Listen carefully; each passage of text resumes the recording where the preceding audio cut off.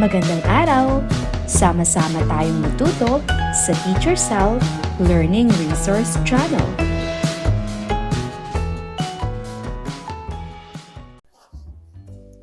Filipino 2, Quarter 4, Week 7. Tekstong impormatibo, ano kaya ako paglaki? Magandang araw, kumusta kayo? Sabi ng aming guro, kailangang isulat namin kung ano ang gusto namin paglaki. Ano nga ba ang gusto ko sa aking paglaki? Kung ikaw ang bata sa larawan, ano ang gusto mo sa iyong paglaki? Mahuhulaan niyo ba kung ano ang nais ng bata sa larawan sa kanyang paglaki? Basahin ang kwentong Ano Kaya Ako Paglaki? Pangkatang pagbasa.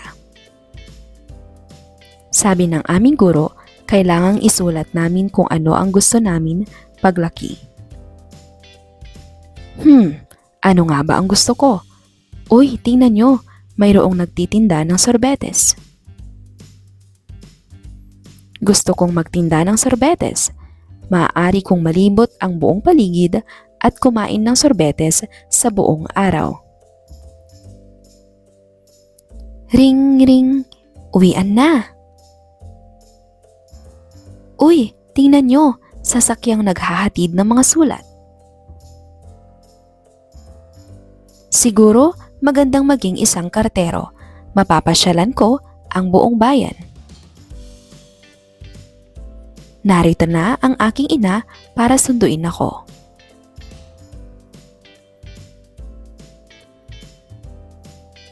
Kailangan kong sumakay sa tren upang makarating sa bahay ng aking lola. Chu-chu! Gusto kong magmaneho ng isang tren.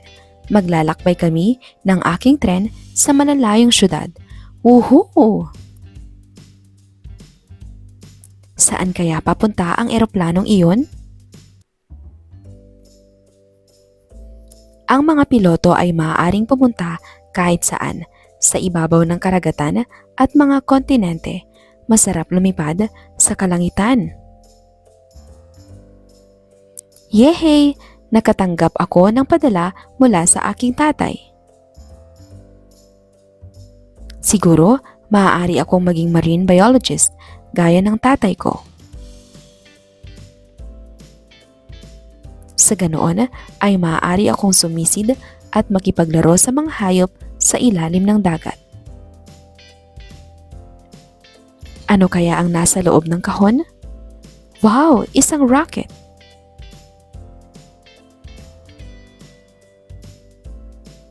Oh! Nakatulog pala ako. Sa wakas, alam ko na kung ano talaga ang nais ko. Gusto kong maging isang astronaut. Gusto kong malibot ang kalawakan at bisitahin ang planeta at mga bituin. Ayusin ang pagkakasunod-sunod ng mga larawan at pangungusap o sequence mula simula hanggang wakas ng istorya.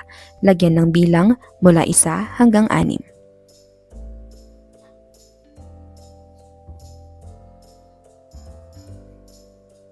Narito ang mga tamang kasagutan.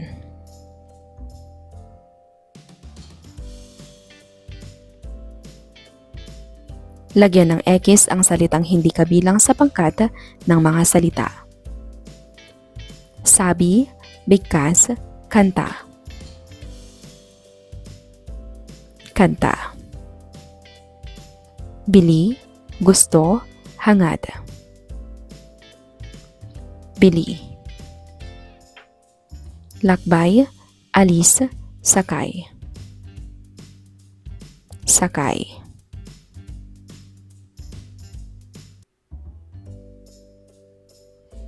Katakam-takam, masarap, mainit. Mainit. Akyatin, dalawin, bisitahin. Akyatin. Sino-sino ang mga tauhan sa kwento? Ang mga tauhan sa kwento ay ang batang babae, ang kanyang guro, ang kanyang ina, ang kanyang tatay at ang kanyang lola. Magtala ng 3 lugar na pinangyarihan sa kwento. Ang mga lugar na pinangyarihan sa kwento ay sa silid-aralan, sa bahay at sa istasyon ng tren o sa tren. Bakit sumakay sa tren ng batang babae at ang kanyang ina? Sumakay sa tren ng batang babae at ang kanyang ina upang makarating sa bahay ng kanyang lola. Ano ang natanggap ng batang babae mula sa kanyang tatay? Nakatanggap ang batang babae ng isang kahon na may laruan na rocket mula sa kanyang tatay. Bakit gustong maging isang astronaut ng batang babae? Gustong maging astronaut ng batang babae upang malibot ang kalawakan at mabisita ang mga planeta at bituin. Piliin sa loob ng kahon ang angkop na salita upang mabuo ang pangungusap. Isulat ang sagot sa patlang. Isulat, nagtitinda, sunduin, nakatanggap, malibot. Sabi ng aming guro, kailangang patlang naming kung ano ang gusto naming paglaki. Isulat. Mayroong patlang ng sorbetes. Nagtitinda. Narito na ang aking ina para patlang ako. Sunduin. Patlang ako ng regalo mula sa aking tatay. Nakatanggap.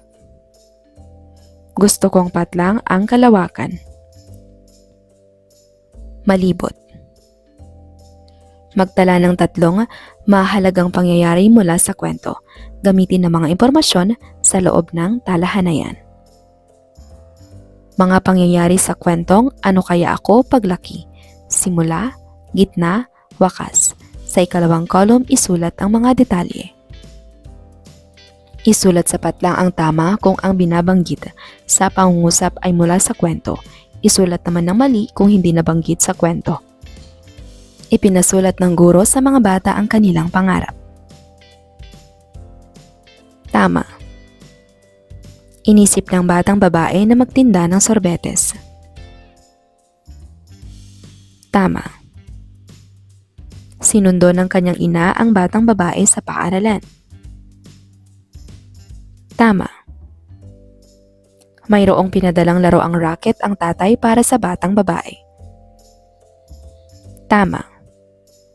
Gusto ng bata na maging isang astronaut. Tama. Para sa ikalawang araw. Tingnan ang mga larawang ipapakita ng guro tungkol sa iba't ibang propesyon at hanap buhay sa Pilipinas. Hulaan kung ano ang trabaho ng taong nasa larawan at ipaliwanag ang kanyang gampanin o tungkulin. Bombero.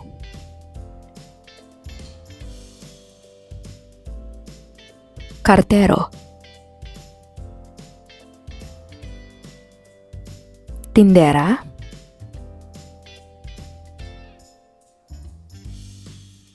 Pulis.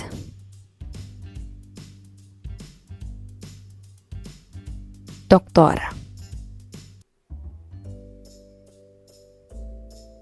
Karpintero. Mekaniko. Driver o piloto. Guro. Sundalo. Ano-ano ang gampanin o gawain ng mga sumusunod na hanapbuhay o propesyon sa ating komunidad? Basahin ang mga sumusunod na talata. Gusto kong magtinda ng sorbetes. Maaari kong malibot ang buong paligid at kumain ng sorbetes sa buong araw.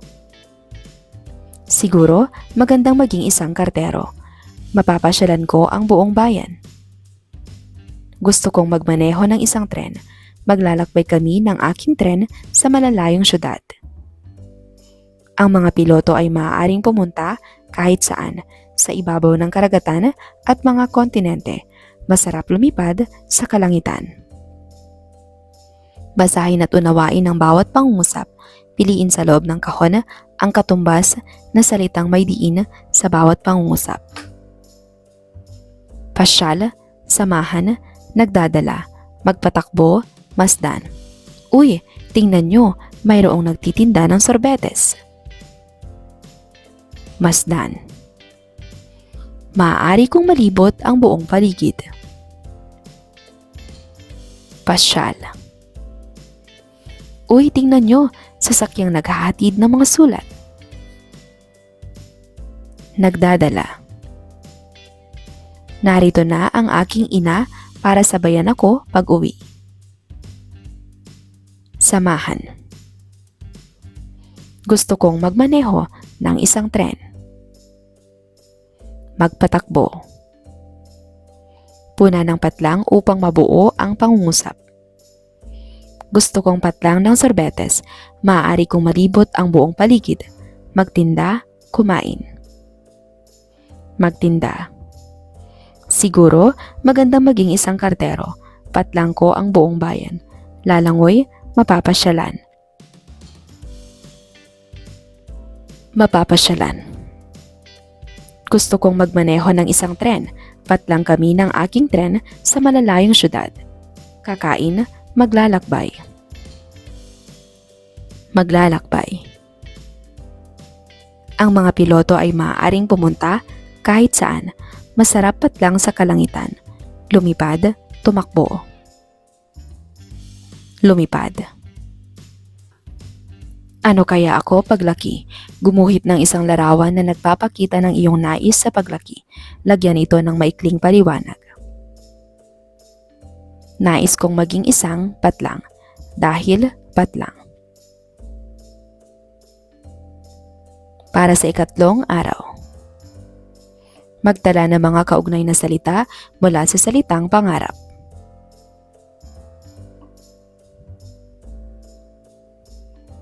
Narito ang mga maaaring maging kasagutan: adhikain, tagumpay, mithiin, vision, hangarin, layunin.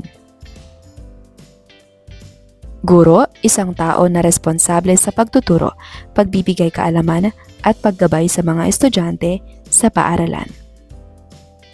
Magsasaka, isang taong nagtatrabaho sa bukid o sakahan, nagtatanim at umaani ng mga pananim at nag-aalaga ng hayop para sa pang-araw na pangangailangan o pangkalakalan. Kaminero, isang manggagawa na naglilinis, nagmamantina at nag-aayos ng mga kalsada at tulay upang masiguro ang kaayusan, kalinisan at ligtas na paglalakbay. Bombero, pagpatay ng mapanganib na mga apoy o sunog na makakasalanta ng mga populasyong sibilyan at pag-aari. Driver, tinatawag na tagapagmaneho, tsoper o driver. Tumutukoy sa mga nagmamaneho ng pampublikong sasakyan tulad ng jeep o bus. Mangingisda, isang taong nanghuhuli ng isda at iba pang mga hayop mula sa isang anyong tubig o tinitipon ang mga mollusko o shellfish. Sundalo, tumutukoy sa isang kasapi o miyembro ng panglupang, komponente o bahagi ng pambansang sandatahang lakas o puwersa. Senador, kinatawan ng mamamayan sa paggawa ng mga batas at pambansang patakaran. Veterinaryo, isang manggagamot ng mga hayop at dalubhasa sa larangan ng panggagamot ng mga hayop o veterinarya. Lagyan ng check ang patlang kung ang dalawang salita ay magkasing kahulugan, lagyan naman ng X kung hindi. Maglakbay, mamasyal.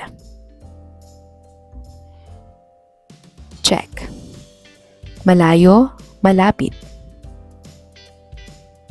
X. Malibot, maikot. Check. Gusto, nais. Check. Isulat, itala.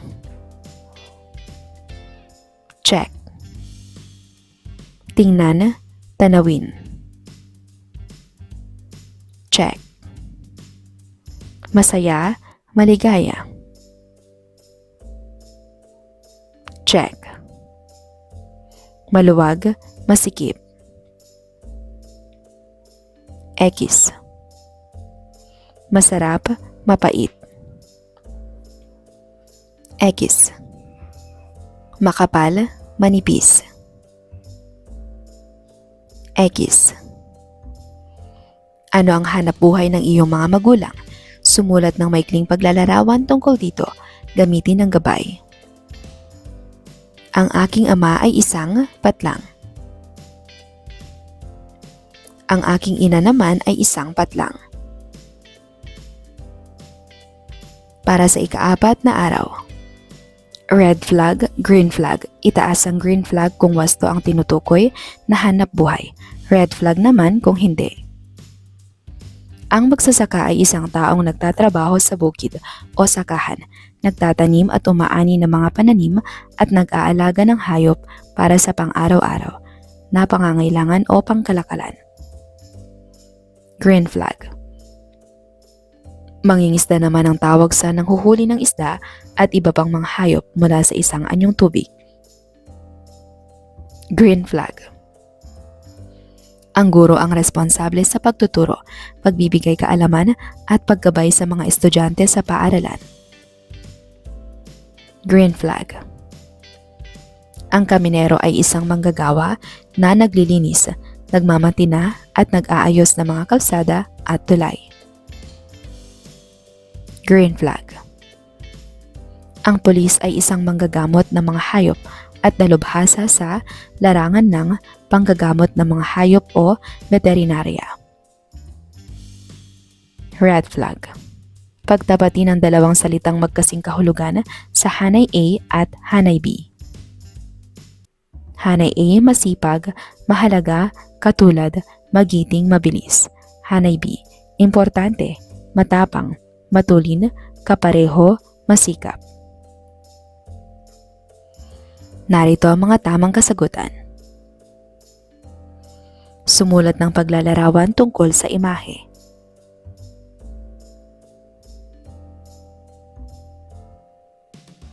Lagyan ng tugon ang mga sumusunod na pangungusap upang mabuo ang pahayag. Pinasulat kami ng aming guro kung ano ang gusto naming sa aming paglaki. Kaya, isinulat ko na nais kong maging doktor balang araw. Malayo ang tahanan ng aking lola, kung kaya, sumakay kami ng bus upang makarating doon. Gusto kong magmaneho ng isang tren, kung ganon ay, kailangan kong mag-aral at magsanay ng mabuti.